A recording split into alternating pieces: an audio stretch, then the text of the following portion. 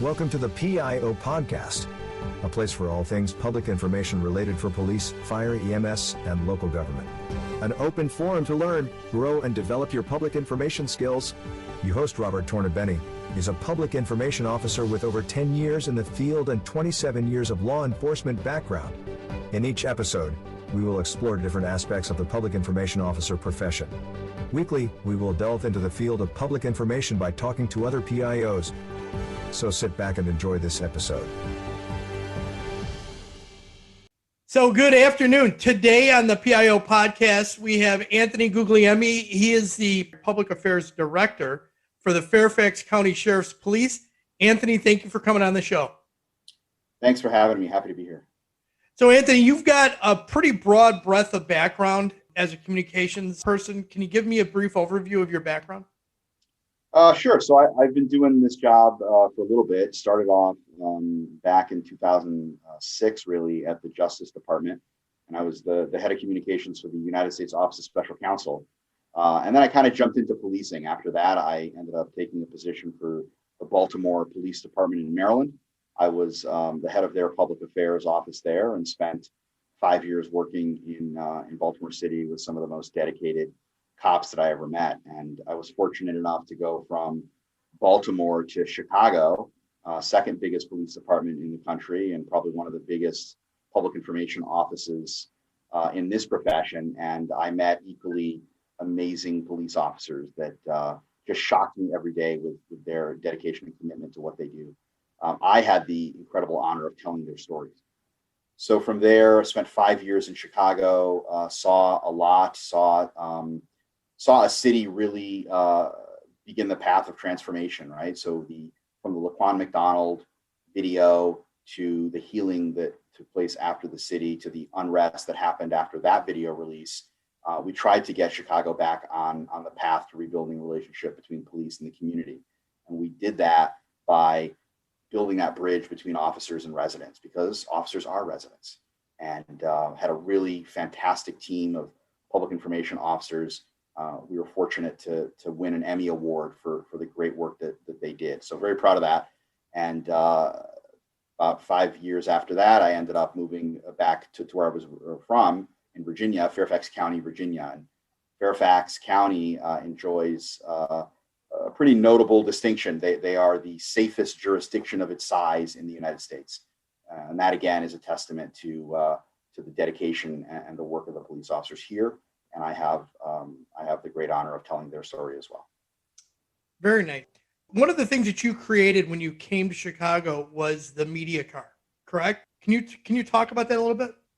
Yeah, so we, like all PIOs, right, we are struggling with getting information in a timely manner so that we can inform our community through the news media. So Chicago Police, big department, big city, lot going on. Every hour there's a dozen things that are of high interest to the Public Information Office, and we racked our brain on how can we get on top of information in real time and really push it out to news outlets and to the community in the best way possible. So I pulled my team together, had a really great team of police officers. I had former journalists, I had video and graphic artists, and we sat down and we came up with a model to basically build a field public information car, right? So whenever there was a notable incident or something that we could cover in a positive light for the department, we had boots on the ground. We had PIOs in a car. It's a marked police car. They were equipped with your basic PIO tools, right? Some cell phones, video cameras, things like that. And we were able to use it as an opportunity to push out information in very real time. We put together, press conferences in minutes, and really became a resource to the local Chicago news media. The flip side of it too is whenever we had a sensitive incident or something that we needed our people on scene to get information right from the source, we'd be able to dispatch them right to that location, and information could be piped directly to me and to the superintendent. Excellent. And what a great resource to have. I don't know if other municipalities, any of the larger ones have modeled that, but what a great tool to have. So Anthony, you handled a really high profile case in Chicago. It's still ongoing. The case is still going through court right now again with Jesse Smollett, the intensity that the media had on it, how did that affect what you were doing, from your perspective as a public affairs person? I think then Superintendent Eddie Johnson said it best. I think that the attention should really go to the victims of gun violence in Chicago. That's what the media should be jumping up and down about, not about some Hollywood actor who comes to a city and victimizes them with a fictitious allegation of racism. But besides that, that was probably and I had done some pretty high profile things in my life. Back when I was at the Office of Special Counsel, we investigated a White House staffer for improperly using Air Force One. We did the Dallas air traffic controller strike. We had Laquan McDonald. We had active shooters in Baltimore. But I have never seen a case quite like the Jesse Smollett case that galvanized international media attention on literally a 24-hour basis. So it was a learning experience, even at the highest levels of policing in major cities. I have to say, we were only successful because of the incredible team that we built in that office, right? We really developed fantastic relationships with news media that helped us prepare for the onslaught of national and international reporters that came into town to cover that story. And building a team that was made up of cops and former reporters and communicators really helped us, because we got a very strategic, built a very strategic operation so that we could make sure that we presented the facts very transparently and showed the police department in the best light. Were you in Baltimore during the riots that happened out there? Or were you? No, Eric Walczak actually was in Okay. Baltimore. So Eric worked for me. He was my sergeant, and then he took the head spot in the office. I left maybe 8 months before Freddie Gray, so never had riots in Baltimore. Okay. All right. And you were there in Chicago. Oh no, you weren't there. You were already in. Did you guys have any of the unrest after the Floyd? I had murder? departed Chicago before George Floyd, so I missed that. We had we were fortunate. We did not have significant unrest after Laquan McDonald, and that wasn't by accident. There was a ton of work by a lot of really smart people, a lot of dedicated people to make sure that when the city of Chicago released that video, that there was a plan to heal. And that started all the way from Mayor Emanuel, all the way down to me. We were all working to really build a successful relationship between police and the city. So after Laquan McDonald, I'm sure you remember, we had some challenges, some demonstrations, but never violence. Part of that may have been that although it was caught on video, it was not broadcast to a country that was basically on a pandemic lockdown. Either way, they were both bad. Yeah, it certainly was.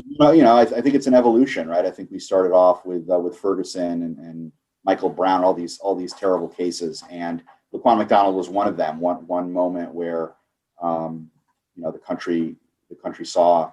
But I think George Floyd was the pinnacle, right? It was the point where people had enough. So, Anthony, you were part of a series of authors. You co-authored an article for Police Chief Magazine. The title was "Traditional Public Information Offices Must Evolve into Aligned Strategic Communications Operations." And one of the key points is, you said, having a trained communication expert on hand with a direct reporting structure to a chief executive plays a key role in the communication strategy. Why is that so important? Because there are still PIOs out here that are not in that position. Yeah, it's been probably the biggest learning lesson for me. So I'm fortunate enough that I chair the public information section for Major City Chiefs. And I also serve as the regional chair for the International Association of Chiefs of Police. And the one thing that you will always hear from me is that you need a blended model of professional communicators, police officers, and if you can, former journalists. And I wrote that article actually with a very talented former journalist who even now works here in Fairfax County. But Howard Ludwig was a beat reporter for us in Chicago for DNA Info. And Howard kept us on our toes. He was a reporter that covered the South Side. And when we decided to build this hybrid model, why not hire those that are sometimes your sharpest critics, right? And you build this blended team that can really give substantial communications council, but it only works, number one, if the chief executive is willing to listen to it, and number two, if it's a direct connect to that chief executive. Because if you have people in between, it's like having a body part in between the brain and the mouth. And the best way is, you see these in major organizations, whether it be government agencies or police departments or even Amazon. The head of communications has to be in direct connect with the chief executive. And there was another phrase that you used in this article that I caught onto. It's called the drip drip approach on reaffirming key messaging. Yeah, that's the Rahm Emanuel lesson that I got. It would drive us crazy when we were in Chicago, but it's like we felt like we were announcing the same thing, 10 times. And you'd have to do these Saturday press conferences at the early morning hours because we were installing high-tech lighting in a police district, and we would beat our heads against the wall at the time and say, why do people care about this? And in actuality, the mayor was right. I mean, people need to know, and you need to remind them constantly of what's going on. And the measure for that was in 2016, Chicago saw a level of gun violence that, quite frankly, we hoped we'd never see again. And we spent the next 3 years driving down murders and shootings in that city. And the way we did it was we invested in a technologically smart crime fighting strategy, right? We put ShotSpotter all over the city. We integrated crime cameras, and every single week we were reporting out to the people that lived in Chicago the progress that was being done. So much, in fact, that Ken Griffin, as you probably read, Ken Griffin gave the police department $10 million to continue the investment in smart policing. And the way Mr. Griffin and the rest of Chicago heard about this was because of the drip, drip, drip. Every single week, we were having an announcement that tied back to one of our key messaging pillars on the progress that we were making. So as much as I'd like to take credit for that strategy and approach, it was really from Mayor Emanuel that drove that. So a couple of the strategies that you suggest that communication professionals should be using, one of them was actionable strategies to address and reframe negative narrative around policing and accountability. Can you give a little bit of detail to that? Yeah, so we had some tough lessons, as many police departments do in Chicago. And what we would do is really challenge ourselves to identify opportunities where we could reaffirm our commitment to what we do and the trust between the community and the police. And particularly back in Chicago, we went through a consent decree, as many people know. And what we had to do is we had to get buy-in from the city, from the people that live there, that they trusted us to implement the requirements of the consent decree.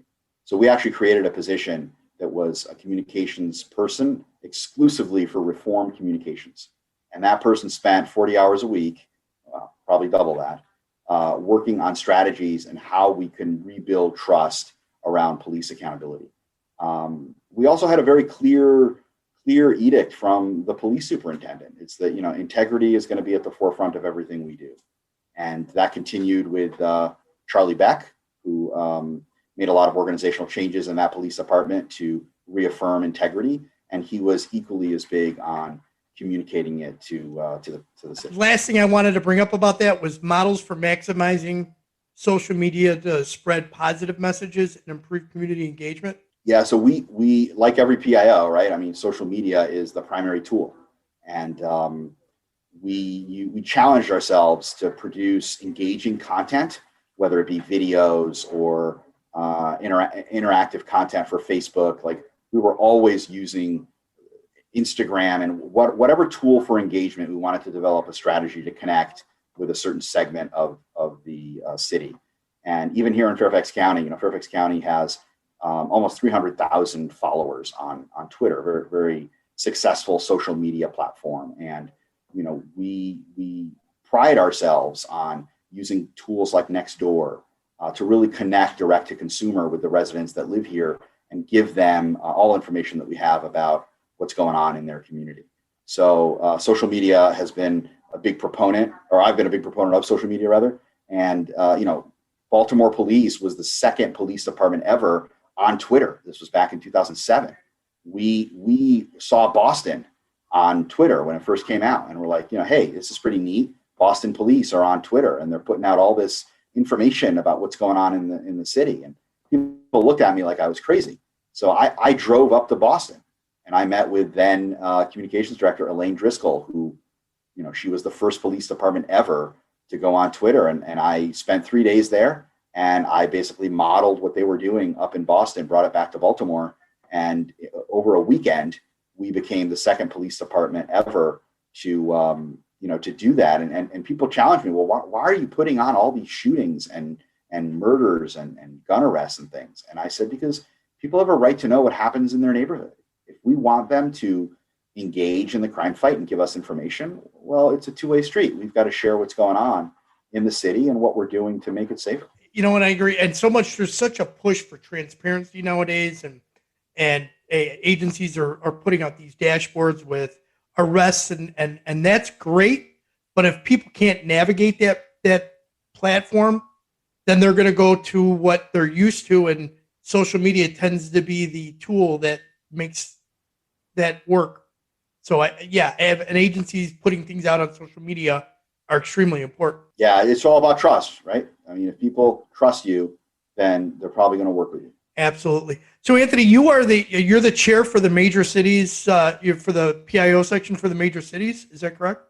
Yes, sir. So how is that role working with getting messaging out across all the major city organizations?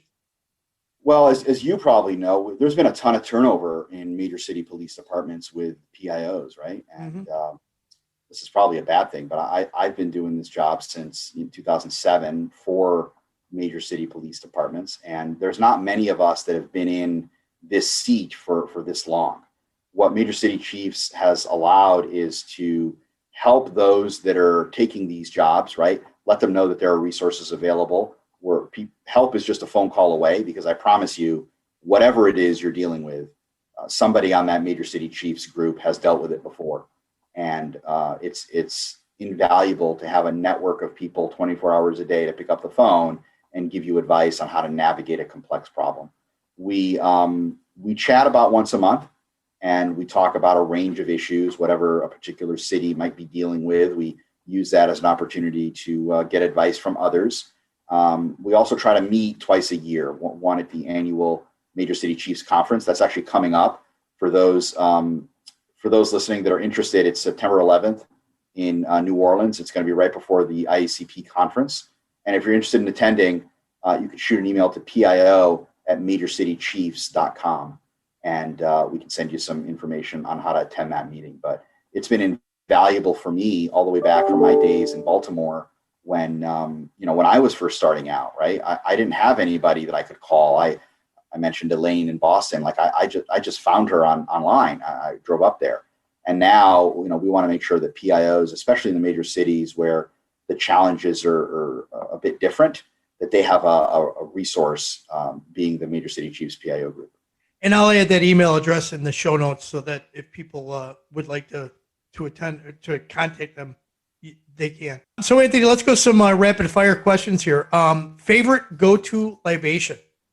I don't even know if I have time for that. Don't we? We work constantly. I recently purchased a way too big RV, right? So my new passion has been taking that thing out and seeing parts of the country that I never would have seen before. So that's kind of my newfound hobby. Nice. Name one person, living or dead, who you'd like to meet and why. Living or dead that I'd like to meet. This is pretty stereotypical, but having worked in Chicago and having read a lot of the case files, I think I would have liked to have met Al Capone. Huh? Just given some of the things that I've heard about the outfit in Chicago and just kind of the history of him in that city. Just recently, I believe they closed the Cook County jail, or they're bulldozing the Cook County jail where he was held. I saw that on WGN, so it'd be interesting to talk to him. It would be an interesting conversation of anything from him. Yeah, that would be interesting. What was the most influential? Well, let me rephrase this. What's been the most influential resource for your career? Others, right? Other PIOs have been the most helpful. And, again, I've just been through a lot, and I've made a ton of mistakes over the course of time. And I hope to be able to share some of the insight. And thankfully, I've gotten that same type of knowledge from people that have had these jobs before me. And there are some impeccably talented communicators that have had these seats in major city departments. And I credit everything that I've done and I'm doing to them. Outstanding. All right, Anthony. So final thoughts, anything you'd like to add? No, just again, I want to reaffirm that, for those PIOs listening, that you're not alone out there. This is a really tough job, especially now. And I encourage you, if you are a member, if your department's a member of Major City Chiefs, you should absolutely join the PIO group. There's no cost to join. And at IACP, if you're not a member of Major City Chiefs, the International Association of Chiefs of Police has an equally impressive group for departments of that size. And Katie Nelson out in California leads that. So help is just a phone call away, and there's a tremendous amount of training and support available for PIOs. I agree. Katie's awesome, and she has been a great resource for me when I've needed advice, and she's always available. Pick up a phone and send her a text. So yeah, outstanding. Anthony, how can and so is Major Cities. I'm sorry. Yes, absolutely. Anthony, how can people best reach out to you if they want to contact you or connect? Sure. I can give my, I'm on Twitter too. So it's AJ, and my last name, Guglielmi. That's AJ Guglielmi on Twitter. And then my email address is anthony.guglielmi@gmail.com. Outstanding. I will add that to the show notes, and I will have all that uploaded so that if they want to connect, they can. Anthony, thank you for coming on the show. I appreciate it. I appreciate your time. I know you're a busy person. You're always out there doing stuff. This little show that I've got, I appreciate you're taking the time to come out here and speak. Honored to be asked. Thank you. Thanks for having me. Thank you. And that was Anthony Guglielmi, the Public Affairs Director at Fairfax County Sheriff's Police. Thank you for coming. We hope you enjoyed this episode. If you would like to contact the show, please email us at thepiopodcast@gmail.com. Be sure to subscribe to the podcast to get notified of the latest episode. If you are listening on a platform that allows reviews, please give us a review. We appreciate any review, good or bad. It helps us improve on each episode. Until next time, be safe.